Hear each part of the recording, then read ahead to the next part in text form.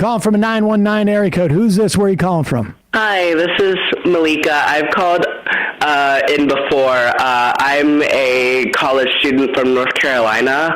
I was calling, it's almost my birthday. My birthday's on Sunday as well. Happy belated birthday, Emma. Thank you. Happy birthday to you.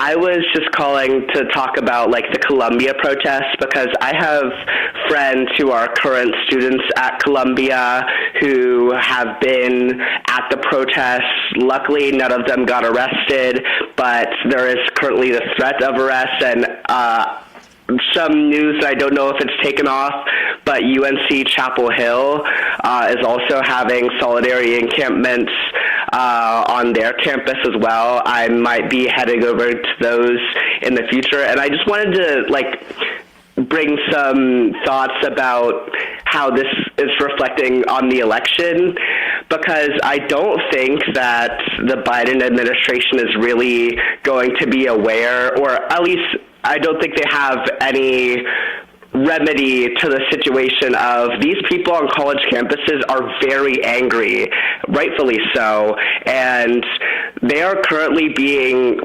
thrown to the wolves, essentially thrown to the NYPD, thrown to Chapel Hill PD, being suspended, and I just feel like there is no real healthy outlet for young people to express their dissatisfaction with democracy. And I know that democracy is obviously at stake in the election.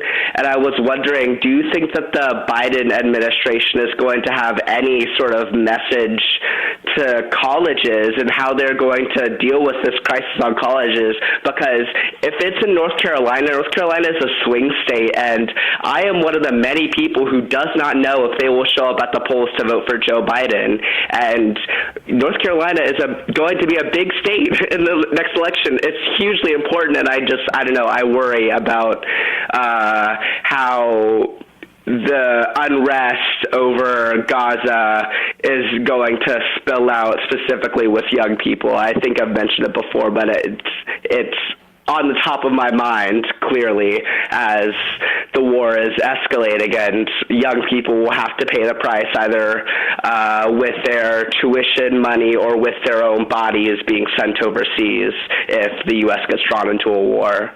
Yeah, I mean, I think it's unlikely that people are going to be conscripted into a war. But putting that aside for a moment, I have seen little indication that the Biden administration has figured out how they're going to deal with this, outside of canceling their tours to colleges, which they did a while back because they didn't want to get protested.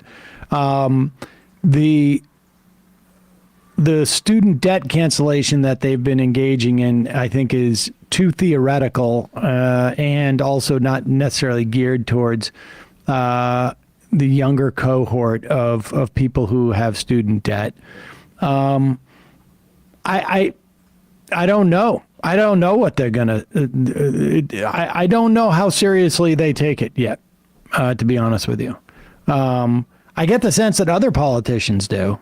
They but I think that he is so ideological over this. I don't know. I don't have an answer for it, but I think, the outlet for people to protest this stuff, I think is these protests, in part, organizing in other ways as well. But, I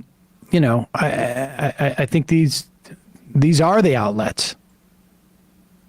Yeah, I guess it was always really concerning, to be a college student when education is now the greatest or the most prominent side of neo-McCarthyism. Me and my friends all watched the Columbia's president testify at Congress and watched one of the congressmen literally a Christian congressman quoted the Bible at an Egyptian president to punish Jewish students for their supposed anti-Semitism. It's mind-boggling how they contort themselves to punish democratic expression from young people in this country. And as a young person, I'm ashamed. Yep. Well, I appreciate the call, and good for you heading down to that protest. All right. Thanks. Have a nice day. Right. The number is 646-257-3920. 646-257-3920. We got time for a couple more calls. Calling from a 480 area code. Who's this? Where are you calling from? Justin from Oregon. Justin from Oregon. What's on your mind? Well, yesterday Emma had that D.A.R.E. Gentleman, I'm talking about D.A.R.E. Happy belated, Emma. Thank you. Full disclosure, I think I ended up coming over here following Emma dragging me from her time with Johnny and the Vig. What do you mean dragging you? Like dragging you to watch or dragging you on the internet? I was using dragon as a dragon, as in a big reptilian. Understood. Wait, well, glad to have follow any of this. John Iditarola's show. They call the fans are dragons. Anyway. Okay. Yeah. Yeah. As I get older, puns just come out of me, and I've noticed it's genetic. So I'm sorry. No, it's all good. But so the D.A.R.E. guy, as I was thinking, like I was in 5th grade in Massachusetts. Which is another reason I felt at home at the Majority Report. Where in Massachusetts? Duxbury, of all places. All right, Duxbury. Gotcha. Yeah. So I remember being in 5th grade and the police coming in and talking to us about drugs. And distinctly, because I've told this story many times, and I almost feel like a dream, like lighting up this pinner in our cafeteria, just so we all kind of knew what it smelled like. What? Which to me was like making us like if our parents were having a little something, then we were gonna like tell on them or something. But I just remember this thing vividly of like, and then I remember smelling it with my parents at a concert and being like, oh, that was that same smell in the assembly. And it's just one of those weird things, and the D.A.R.E. thing just brought it right back, and it was just so odd. Interesting. I bet you that's what it was. It was so that you could squeal on your folks. And smell is the most associated with memory, so it's burned into your memory first time you ever smelled pot. When you grow up on the ocean, like Duxbury's right on the water, isn't it? Yes, correct. Yeah, when you grow up on the South Shore, anything goes. You can, you know about it. You have your cops light up pinners in your auditorium. Oh, totally. Well, someday I would love to talk to you about how it would have been so easy for me to be the most like cringy, like I don't know. I could have. There's so many forks in the road. I'm glad I ended up where I am. At least how I'm thinking at this moment. But goodness gracious, like I'd love to talk about my grandfather was in public relations, and I thought that was cool for a while, so. Well, appreciate the call. Yeah, thank you very much. Thanks. Bye. Left is best. Yeah, the D.A.R.E. interview was interesting. It unlocked a lot of memories, probably a little past your time. But do you remember D.A.R.E. programs at all in school? I know they happened afterwards. I mean, we had the Nancy Reagan stuff. We had Reagan, and before that, we had Scared Straight. Right. Which is where they would like spoofed now, I feel like. No, I still vividly remember like the cop coming into my classroom in 5th grade and just be like, you will die. You're going to die if you do drugs. You're going to die. I'm like, all right, man. I don't know if we had official D.A.R.E. Cops used to always come and like pass out these special official Minnesota Vikings football cards at recess. And I thought it was weird. Yeah. What? Non-official? Like make friends. It was like the special cop brand of cards. It's like I can't wait to not trade. Worth nothing. Exactly. Yeah. Not even the Beckett. Calling from a 347 area code. Who's this? Where are you calling from? 347? Hello? Hello, going once. Hello. Hey, hello. Okay, who's this? Where you calling from? Hey, gonna remain anonymous. You'll know why for a second, but you could call me Deep State RDO. I'm calling from New York. Okay, Deep State RDO. All right. Yeah, so I work for the transit here, and I know you guys had John Samuelson on a while back. Oh, Just yeah. so you know, like, yeah. So I know you guys don't really follow that kind of stuff, but like the union representation for our union is like not great.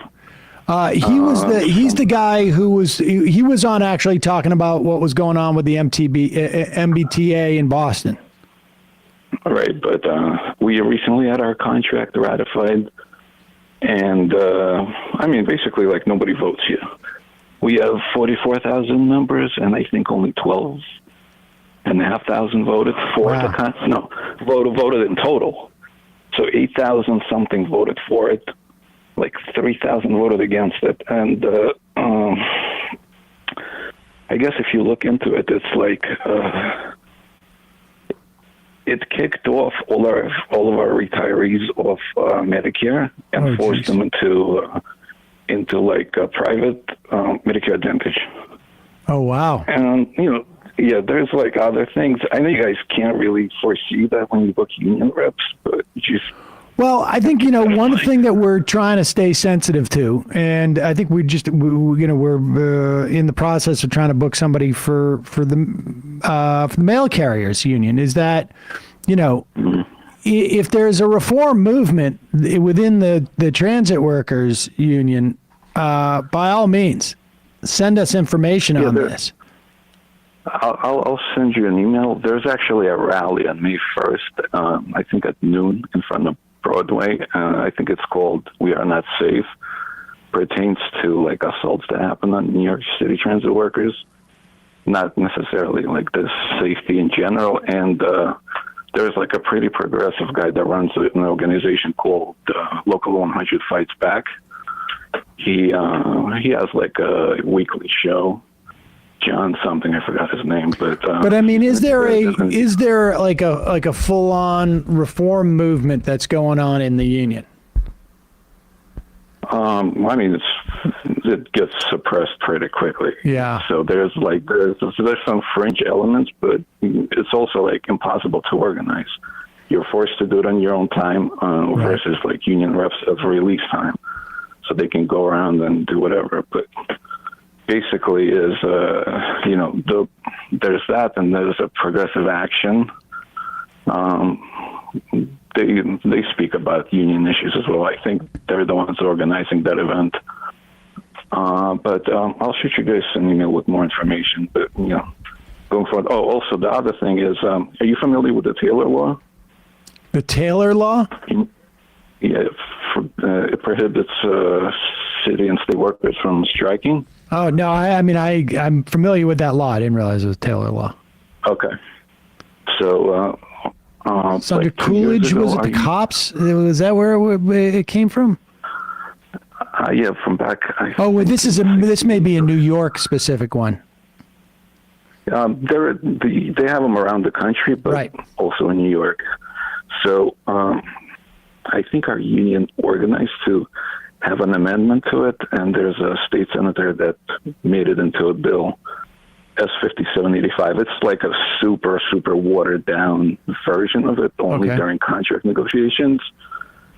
That like if something fails and then there's like some independent body that fails to provide an answer and that fails and then there's another independent body, so on and so forth, then we can like strike. Right. And 2 years ago, we went to lobby day to Albany to lobby for that to happen. The union didn't really do much to promote any of that. I bet. And I think it expires this year. I made a petition, but didn't really get too much traction on it. I think I emailed you guys a petition for that too. All right, we'll keep an eye open for that. All right, appreciate the call. Okay. Thanks. Thank you for listening. All right. Thanks. Adam, funny you should mention the Smartless podcast. I used to listen to it, and then I stopped when they unironically hosted Sam Harris. Oh, I'm sorry about that. I've Some never misses on that. I've heard some good ones with Will and Jason, and then on the way down to North Carolina last year, the Bill Maher episode came up, and I'm like, I'm going to skip this one. Rob from Dedham, when I was growing up on the Cape, there were no cop brand Patriots trading cards. We had something much worse. We had actual police trading cards with officers on them. The special edition cards were cruisers and a SWAT truck. Oh my God. Businesses would pay to have their logo on the back, and they'd give them to kids to trade. Yarmouth Police Department cop cards. Jeez. I found the ones that Minnesota's. That's the way you get off of, incidentally, your business sponsors the cop cards. You keep them in your dashboard, and that's how you get out of parking tickets. I mean, not parking tickets, the speeding tickets. I found mine. They are the E.F. Johnson, which is Minnesota's leader in public safety radio equipment. They did the Minnesota Vikings trading cards. Yeah, these were the exact ones I had. So great. Ooh, $10. $10. Vicodontis Rex there too. You can. That's worth 2.5 multi-use My Pillows there. Well, yeah, less than $1 a card. Yeah. I do like the idea of cop trading cards. It's really taking their like hero complex. A rookie Chauvin these level. days goes for a lot. Derek. That's why it took me a second. Oh, okay.